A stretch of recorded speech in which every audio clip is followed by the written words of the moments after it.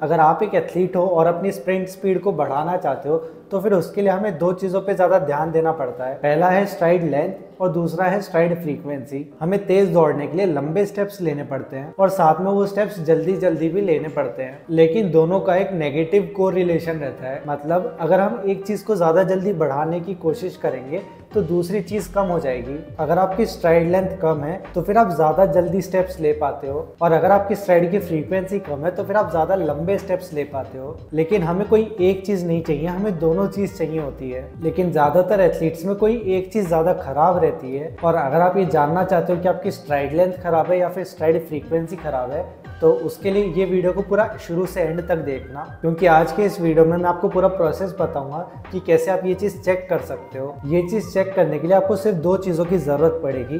पहला है आपके 100 मीटर का टाइमिंग, और दूसरा है कि आप उस 100 मीटर में कितने स्टेप्स ले रहे हो। जो 100 मीटर का टाइमिंग रहता है वो मैं चाहता हूँ कि आप इलेक्ट्रॉनिक टाइमिंग को लो। अगर आपको इलेक्ट्रॉनिक टाइमिंग नहीं लेना आता है तो फिर आप कमेंट सेक्शन में बता देना, मैं एक उसके ऊपर वीडियो अलग से बना दूंगा। और अगर आप हैंड टाइमिंग ले रहे हो तो फिर जो भी आप टाइम लोगे उसमें आप 0.30 सेकेंड्स और जोड़ देना, तो फिर वो आप उसको इलेक्ट्रॉनिक टाइमिंग मान सकते हो। जैसे अगर आपने 100 मीटर का टाइम स्टॉप वॉच या मोबाइल के स्टॉप वॉच से लिया है और उसका टाइमिंग आया 12:50, तो उसमें 30 पल्स और जोड़ देना तो वो हो जाएगा 12:80। ये आपका इलेक्ट्रॉनिक टाइमिंग हो जाएगा। तो इस वीडियो में जो प्रोसेस बताऊंगा उसके लिए आपको इलेक्ट्रॉनिक टाइमिंग की जरूरत पड़ेगी। तो 100 मीटर का टाइम आप बड़े आराम से निकाल लोगे। उसके बाद जो दूसरी चीज़ हमें चाहिए वो ये है कि आपने 100 मीटर में कितने स्टेप्स लिए थे। इसके लिए आप अपने पूरे 100 मीटर की वीडियो रिकॉर्ड कर लेना, उसको हल्का सा जूम करना और बारी बारी ये चीज़ काउंट कर लेना कि आपने कितने स्टेप्स लिए थे। अगर आपके पास ये दोनों चीज़ें आ गई है तो 80% काम हो चुका है। बाकी का 20% ये है कि हमें इस टेबल को समझना पड़ेगा। यहाँ पे आपको दो टेबल दिख रहे हैं। जो ये वाला टेबल है ये उन एथलीट्स के लिए जिनका 12 या उससे ऊपर टाइम आ रहा है,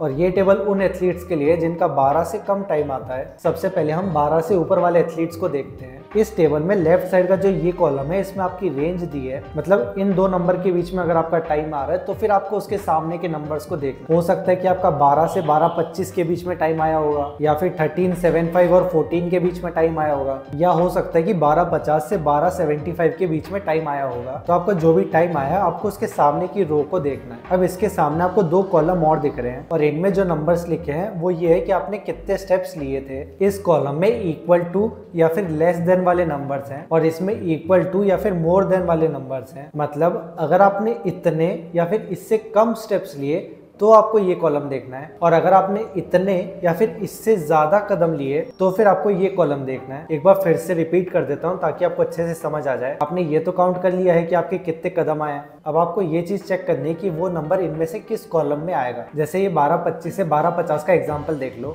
मान लेते हैं कि इन दोनों के बीच में आपका टाइम आया है, तो आपको और कुछ नहीं देखना, बस ये दो नंबर्स को देखना है। अब हो सकता है कि आपने 51 कदम लिए होंगे या उससे कम लिए होंगे, या फिर ये चीज हो सकती है कि आपने 52 कदम लिए होंगे या उससे ज्यादा कदम लिए होंगे। ये दो ही ऑप्शन है, इसके अलावा और कोई ऑप्शन है ही नहीं। वो बात अलग है कि आपने 51.5 कदम ले लिए होंगे, उस केस को हम लोग नहीं सोच रहे हैं। अगर ऐसा कुछ हो रहा है तो आप दोनों में से किसी भी नंबर को मान सकते हो। अगर आपने 51 या उससे कम स्टेप्स लिए हैं तो फिर आपको अपनी स्ट्राइड फ्रीक्वेंसी को बढ़ाना चाहिए, और वहीं पे अगर आपने 52 या उससे ज़्यादा कदम लिए हैं तो फिर आपको अपनी स्ट्राइड लेंथ को बढ़ाना चाहिए। 13:50 और 13:75 का एग्जाम्पल देखते हैं। अगर आपने 100 मीटर को 56 स्टेप या फिर उससे कम कदम में कंप्लीट किया है तो आपको अपनी स्ट्राइड फ्रीक्वेंसी को इम्प्रूव करना चाहिए, और अगर आपने 57 या उससे ज़्यादा स्टेप्स लिए हैं तो फिर आपको अपनी स्ट्राइड लेंथ को इम्प्रूव करना चाहिए। आई होप इसको कैसे यूज़ करना आप समझ गए होंगे। अभी दूसरा टेबल हम देखते हैं। इसमें भी सेम वही चीज़ है, बस जो स्ट्राइड फ्रीक्वेंसी है उसको हटा के हमने बैलेंस्ड लिखा है।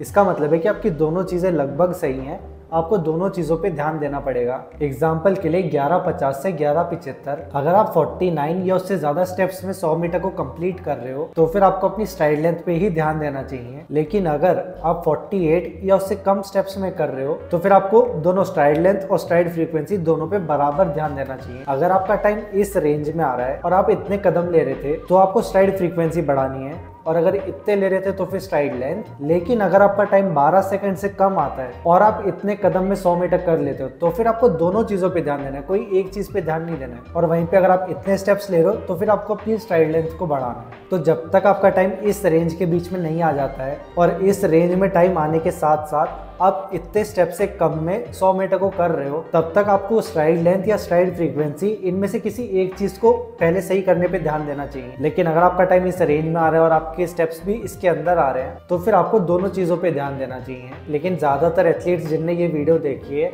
उनके साथ ऐसा ही होगा कि उन्हें या तो स्ट्राइड लेंथ बढ़ानी है या फिर स्ट्राइड की फ्रीक्वेंसी बढ़ानी है। तो स्ट्राइड लेंथ को बढ़ाने के लिए आप ये वीडियो देख सकते हो और स्ट्राइड फ्रीक्वेंसी को बढ़ाने के लिए आप ये वीडियो देख सकते हो। और अगर खुद से मेहनत नहीं करनी है तो आप मेरी एकेडमी को भी ज्वाइन कर सकते हो, जिसकी और डिटेल्स जानने के लिए आप इस नंबर पे कॉल कर लेना। अब हम अगले वीडियो में मिलेंगे, तब तक के लिए बाय बाय और आपके ट्रेनिंग के लिए ऑल द बेस्ट।